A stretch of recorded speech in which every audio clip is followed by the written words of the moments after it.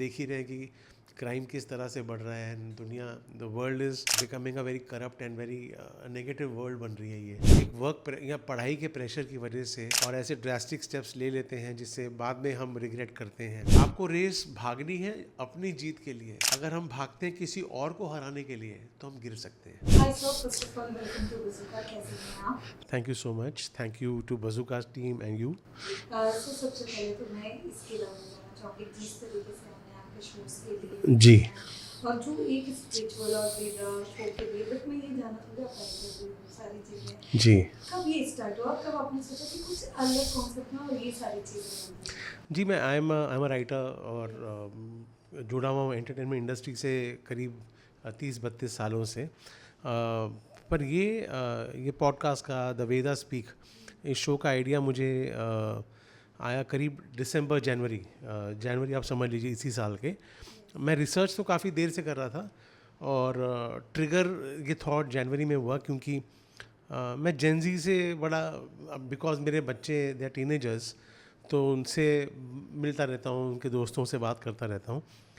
तो ये समझ आया कि वो हमारे जो कॉन्सेप्ट्स है भगवत गीता के या स्पिरिचुअल स्क्रिप्चर्स के या वैदिक ग्रंथों के, उससे बहुत दूर हैं।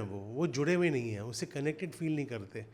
और जब मैंने कोशिश की ये पता करने की ऐसा क्यों है, तो ये समझ आया कि शायद जिन भाषाओं में वो चीज़ें कही गई हैं या लिखी गई हैं और जिस तरह का एक परसेप्शन है उन चीज़ों को लेके, उस परसेप्शन से उनका कनेक्शन नहीं है।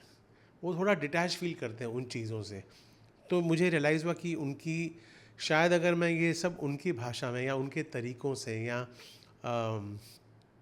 एक सिंपल तरीके से प्रेजेंट करूं एक पॉडकास्ट के द्वारा, एक पॉडकास्ट के माध्यम के द्वारा, तो शायद इसकी रीच हो, शायद हमारे जो बच्चे हैं वो कनेक्ट कर सकें हमारे सनातन धर्म से, हमारे वैदिक स्क्रिप्चर्स से।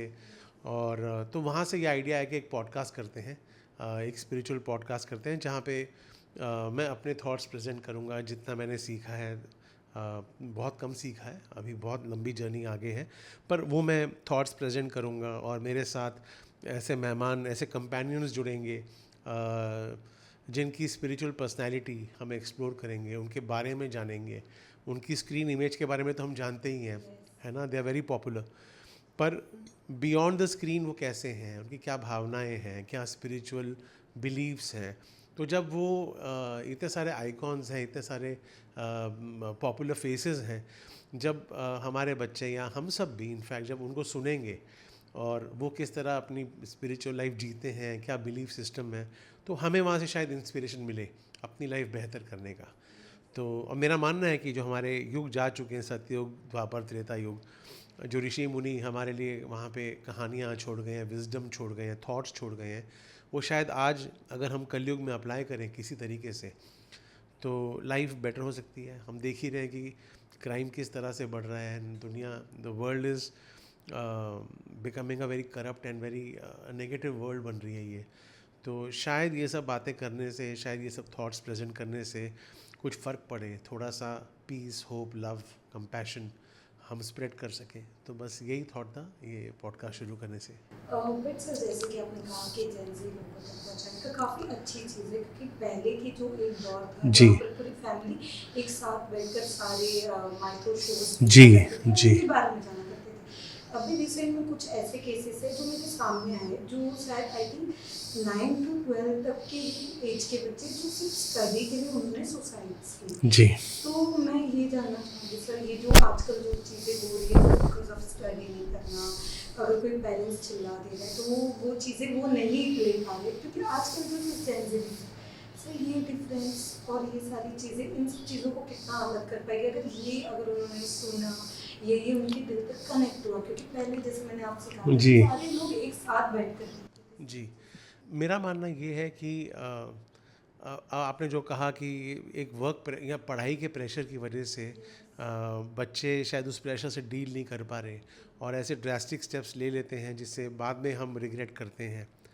तो ये जो पेरेंटिंग है अपने आप में बहुत स्पिरिचुअल प्रोसेस है। एक माँ बनना या पिता बनना अपने आप में बहुत बड़ी जिम्मेदारी है। और जब हम अपनी ज़िम्मेदारी समझते हैं, जब हम वेदों पुराणों की बात करते हैं, जब वहाँ से सीखते हैं कि किस तरह पेरेंटिंग का सही रास्ता क्या है, और अगर उसको हम अपनी लाइफ में अडेप्ट करें, एडॉप्ट करें और उस तरीक़ों को फॉलो करें, शायद हम थोड़ा बेहतर बन जाएं, शायद हम बच्चों की तकलीफ़ समझ पाएँ। हर बच्चा, ज़रूरी नहीं कि आपका बच्चा, बेटा या बेटी एजुकेशन के वर्ल्ड में बहुत ही बेहतरीन हो, पर वो स्पोर्ट्समैन अच्छा हो सकता है, स्पोर्ट्स की फील्ड में अच्छा हो सकता है, किसी और फील्ड में अच्छा हो सकता है। जो ज़रूरत है हमें, एक तो कंपटीशन, हम कंपैरिजन करते हैं एक दूसरे से कि भाई उनका बच्चा इतना बेहतर कर रहा है या फलाना वो कर रहा है, हमारे बच्चे को भी कंपटीशन में आगे बढ़ना चाहिए या वो करना चाहिए। उस चक्कर में हम प्रेशर डाल देते हैं हमारे अपने बच्चों पे। तो बच्चों की भावनाएं समझना, उनकी स्ट्रेंथ समझना, उनकी वीकनेस समझना, अपनी स्ट्रेंथ समझना, बाकियों से इम्पैक्ट नहीं होना सोसाइटी में, आसपास के लोगों से इम्पैक्ट होके कंपैरिजन में एक दूसरे के साथ रेस नहीं है ये लाइफ, है ना।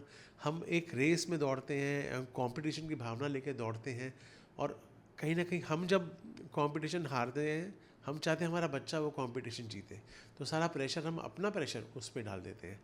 तो मेरे ख्याल से कि जब हम भगवत गीता का पाठ करते हैं खासकर, और ये सब ग्रंथों के बारे में थोड़ा बहुत जानते हैं, थोड़ा सा भी जान लेंगे अगर हम हमारे अंदर की नेगेटिव भावना जो होती है, जेलसी होती है किसी और से, किसी और की सक्सेस से, तो हम उससे कट जाते हैं, उससे हम अपने अपने ही कुएं में आ जाते हैं, हम अपनी ज़िंदगी बेहतर कर सकते हैं।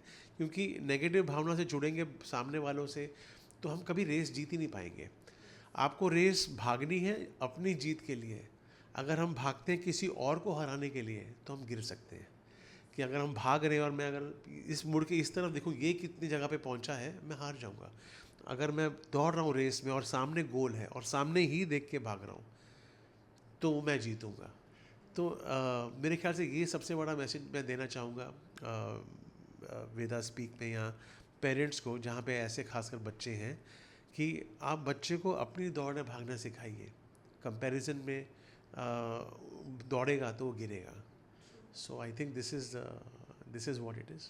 ओके, सो अभी जल्दी आपका एक और नया आएगा, बट उसमें हम कितने शो में कितना अलग और अलग तरीके से हमें देखने मिल सकता है, क्या कहना हमारे बहुत सारे गेस्ट आएंगे, मतलब अभी हमारे पॉलिटिकल गेस्ट भी होंगे जो आएंगे, जो अपनी स्पिरिचुअल भावनाएं रखेंगे।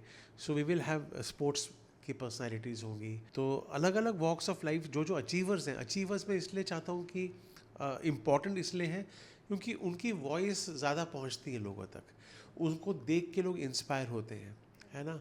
तो इसीलिए उनकी प्रेजेंस, उनका सपोर्ट इस शो को बहुत इम्पोर्टेंट है।